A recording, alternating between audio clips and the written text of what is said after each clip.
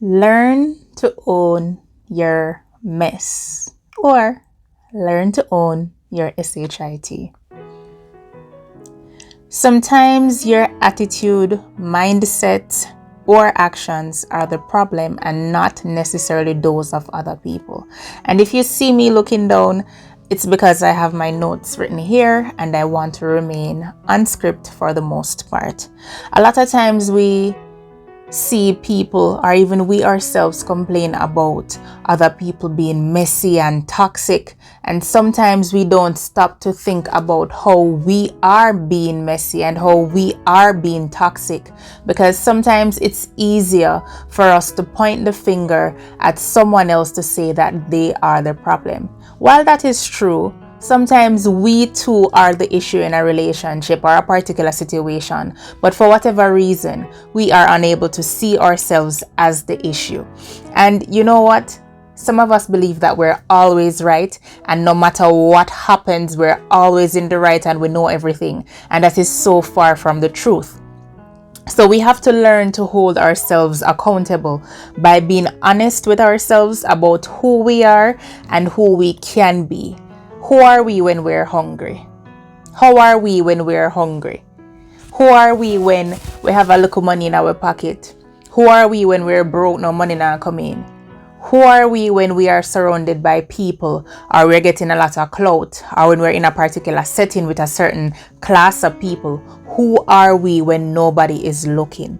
Like, these are things that we have to know about ourselves. And if we don't know these things about ourselves, here is an opportunity for us to find these things out about ourselves by doing a simple self-introspection, to have what I'll refer to as self-discovery. Because sometimes we're not honest about how we can be and how we are, and so it's easy for us to it's not deflate. It's easier for us to project how we are on other people instead of holding ourselves accountable when we know that we are in the wrong. And truth be told, sometimes we're in the wrong and we don't even know, because we may not be cognizant of certain details, or we simply may not know ourselves enough to know that, okay, I can be very cranky when I don't eat. I can be very moody when I don't eat. I guess moody, crankiness, you can interchange the two, or there's a difference. I don't know, but you can look it up if you're interested.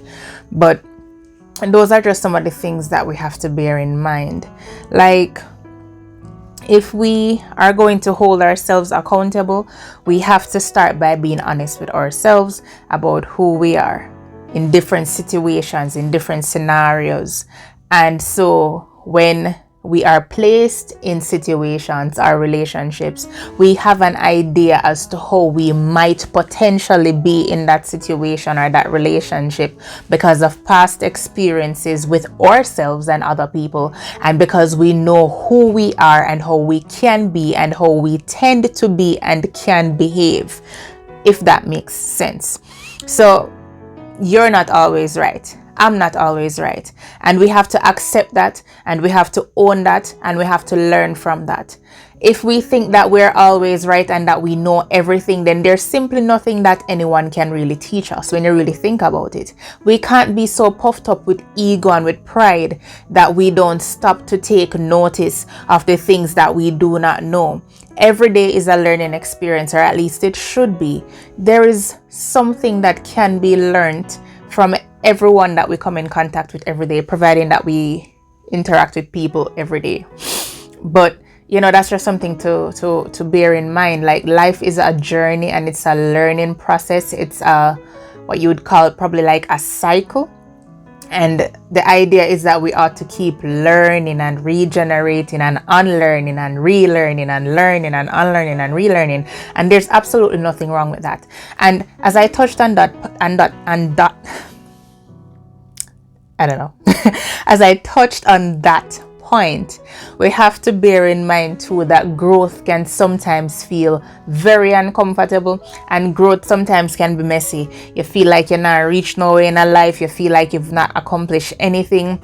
Well, that's on the surface, but when you stop and you start to do some self introspection, and you start looking back at how you were 2 years ago, or even a week ago, or even a month ago, and you look at where you are now and what you're able to do, the knowledge that you've acquired, and this new sense of being that you've taken on, you can say, okay, growth has taken place. And sometimes it's perpetual, meaning it's continuous. And so sometimes in the moment, maybe right now when you're listening to this video, when you're watching this video, growth is happening right now and it's uncomfortable and it may look messy, but that's just how it is. Sometimes that's not always the case. Sometimes growth is structured, and at other times it is not so structured, and that's just something that we have to bear in mind. And I remember when I was seeking out truth for myself as it relates to my beliefs, and some persons were of the opinion that I was confused, I didn't know what I was doing, and I didn't know where I wanted to go and whatever. And when I look back at how I was then and the steps that I had to take to get to where I'm at now, I can definitely see that the process was not a linear one. It was not straight at all. There were some ups and some downs. And even now, at this present moment where I'm at, I'm still not at that place where I want to be as it relates to my beliefs. And when I say beliefs, I'm speaking more so towards my faith in the Most High and His Son. So it can look differently for different people, and people will always have an opinion. It's like you have to create a filter system. Like, you take what you can use from the opinions if they're useful and they have some value to them. You take what you can take from them, take the lessons from them, and then you discard the rest of it and you just keep it moving. So that's something to bear in mind. So we must learn to give others the same grace when they mess up that we would want for ourselves. Sometimes we do things unexpectedly or unintentionally to hurt other people, or just to not, maybe if you're not hurting them, but maybe you step on their toes a little bit, well, that's still hurting. But I'm trying to find another word, but it's evading me right now.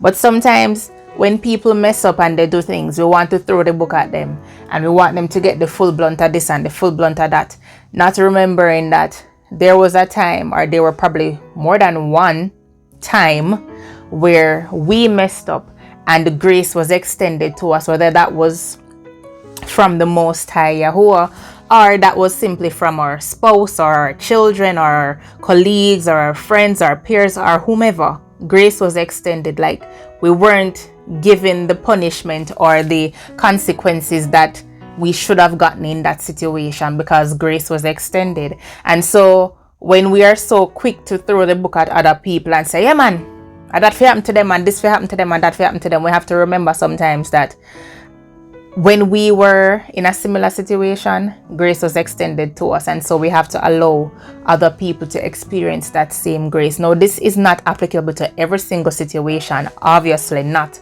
I'm talking about smaller things. I'm not talking about crime and violence related activities. I'm talking about smaller day-to-day things that we might find ourselves in, or situations that we might find ourselves in for whatever reason. And so we have to realize that we are also not in control of what others choose to do, but we are in control of what we choose to do if we choose to do something. Yeah, so we just have to bear that in mind, and whether or not it feels good, we have to find a way to come to terms with that and accept it for what it is and deal with it accordingly. Sometimes we hold ourselves back by thinking that everyone else is the problem, but never us. And I spoke about this earlier. Sometimes we would probably want to advance into a particular role or function, and we hold ourselves back because of maybe a limiting beliefs or tainted or negative mindset that we have, or simply we have the wrong attitude about things and about people and about situations, not realizing that if only we stopped to just do some reflection and do some self-introspection, we would probably see that, okay, maybe Nikki, this mindset that you have, you probably need to change it, or you need to readjust it, or you need to just get rid of it altogether and get a completely different mindset in order for you to advance into those roles and those positions that you want for yourself, while at the same time praying that the Most High's will be done in your life. So that is something to think about. It's not always the other person. So owning your mess requires a level of maturity and honesty that many people don't have or care to possess. And this is where pride sets in. Like, you know, those people who believe that they have it all together all the time and that they're never in the wrong and that they're Mr. or Miss Perfect. Those are the type of people I really cannot stand. Like, I am all for people being able to say that, you know, I was wrong. I really thought this was the situation, but I came to find out, or I came to find out that that's not the case. I am all for those type of people who can own their mess for what it is, find a way to work through it and move on, versus those who know that they're messy but they fail to accept that they're messy because they're narcissistic in nature, and so they cannot take responsibility or accountability for their own toxicity in relationships or in different spaces that they occupy. I can't stand them people there. I'm sorry. So if you're one of those people, you need to check yourself. I just say. And owning your mess will help you to make yourself, or will help to create a better person, and will also help your relationships. Because like I said earlier, if I am in a situation wherein I did something, whether knowingly or unknowingly, to cause harm or discomfort to somebody, and I can readily say that, okay, probably I should not have said this that way, or probably I could have taken a different approach, or probably I needed to just stop and pause for a minute, walk away and think to clear my head, and then give a response if one is required at all, or a reaction if one is required at all, versus just saying the first thing that comes to mind. Because sometimes we talk before we think, and it's after we have belted out the words that came quickly into our mouths to realize that, oh gosh, I probably should not have said that. So it's important for us sometimes to just think about what we're going to say before we say it.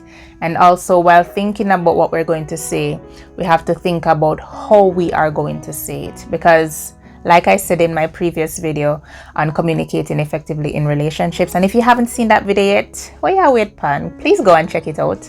All right. And if for me I say makes sense so far, I would love for you to check out my other videos on my channel and consider subscribing to this channel for more content like this, and giving this video a like and leaving me a comment in the comment section and hitting that notification bell so you'll be notified each time I upload a video.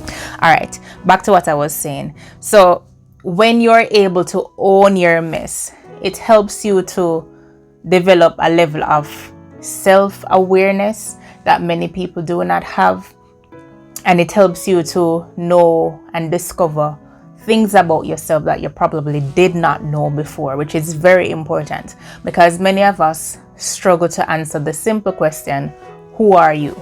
Many of us are who we are because of the roles and functions that we have in this life, whether it is we're a wife, a father, a husband, a brother, a sister, a daughter, an executive, a boss, whatever role or functions you have. Some of us, that's how we define ourselves. And for me personally, that's how I used to define myself too, because since having my daughter, I have struggled with discovering or rediscovering who I am, because who I thought I was, like, she's gonna be 3 in a few days, who I thought I was 2, maybe 3 years or 5 years ago, is somebody completely different to who I am now. Like, I never envisioned myself being who I am right now. It's like a whole shock to my system. So sometimes I'm like, girl, who are you? Like, when did you evolve into this person, like this different person? And I remember my husband even saying to me that, babes, you just changed for me. So like the Nikki we me used to know, but I know about there. And this, it's a little bit off topic, but not necessarily, because I'm going to bring it back around. This is in relation to how I used to dress. Like, me I did one hot girl once upon a time. Me not a hot girl no more. Me's just a woman, a lady now, who chooses to strive for modesty, and who chooses to stand on the knowledge that I have of the truth, and who is open to learning and unlearning and relearning as the Most High leads. So it's different now for him, because I stop wear pants go road, and I wear dresses and skirts when I go out in the house. If I'm working out, I'll wear pants or leggings or something like that. But outside of working out, those things are undergarments, so my skirts and my dresses. And like, I didn't even tell him that, babe, I'm going through this transition. This is what the Most High is having me do right now in this season. Like, I never do none of that. But I do. And it's like I wasn't even taking stock of how it would potentially affect him.